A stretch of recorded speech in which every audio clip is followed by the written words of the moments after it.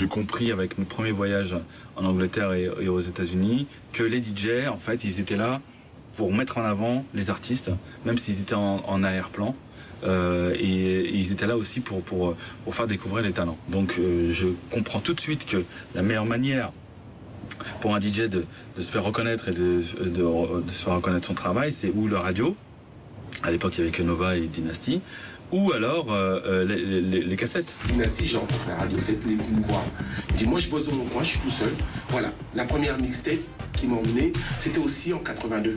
Les mixtapes, j'en parle parce qu'à l'époque, il n'y avait pas Internet, il n'y avait pas les téléphones portables, les mecs ne pouvaient pas s'envoyer des sons. Et les jeunes enregistraient sur des cassettes l'émission de Radio 7 et se l'envoyaient partout en France parce que les radios n'étaient pas fédérées. Non.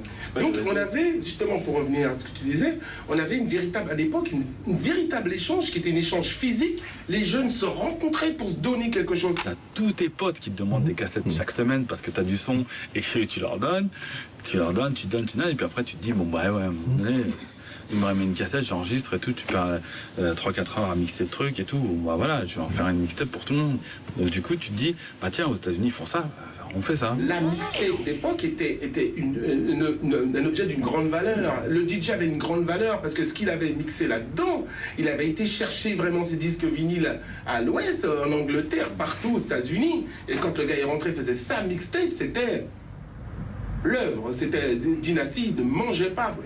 J'ai connu ça, une fois je suis resté sans manger pour m'acheter un disque. Déjà à l'époque des Vandales en puissance, de tout ça et tout, moi à l'époque je volais des disques à la Fnac Montparts au tout début. J'ai toujours été un collectionneur de vinyle, tout ça. Que je dépense trop d'argent dedans ou j'en vole trop, j'ai toujours eu les vinyles qu'il fallait. Donc depuis le début, depuis la fin des années 80, j'ai toujours fait des mixtapes, même avant que je mixe.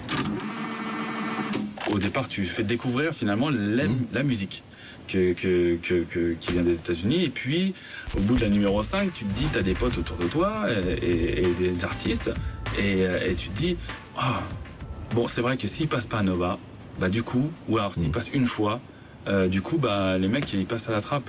Et il y avait la seule manière à l'époque de se faire reconnaître, c'était de pouvoir signer en maison de disque, mais c'était assez hardcore.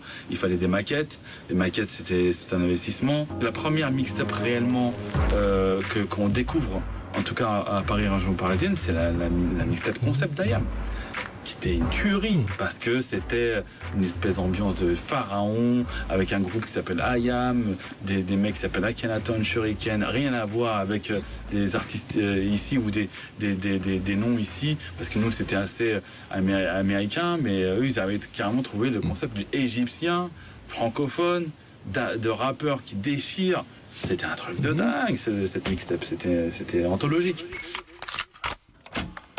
Il y avait une vibe dans son studio là, Posca. Je pourrais pas la décrire, mais c'était magique. C'était freestyle, 100% improvisation.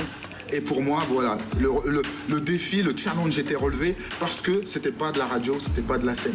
Je le faisais sur quelque chose qui restait. En fait, finalement, ça devenait une espèce de pré-maquette pour les artistes, parce que du fait que les mixtapes se vendaient de plus en plus et de mieux en mieux, et qu'il y a un réseau de distribution qui s'élargissait dans la France entière, du coup c'était intéressant de retrouver ce concept de mise en avant artistique. Moi c'est son avec Funky Maestro à l'époque. Il y avait la compil Homecore aussi entre temps. Compil Homecore, exact. Et là, Cut Killer qui nous dit ouais, ça vous dit de faire une Cut Killer spéciale triptyque? Mais ouais. Non, mais nous, on avait celle de moi, j'avais celle de Ménage à 3, il y avait la Cut Killer, il y avait l'Afro Jazz, celle d'Afro Jazz, c'était dingue.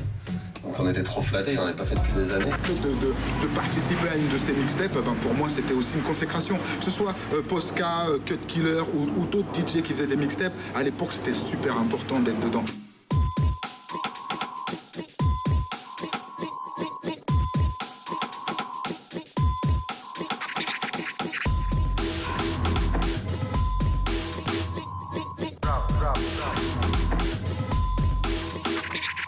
Drop.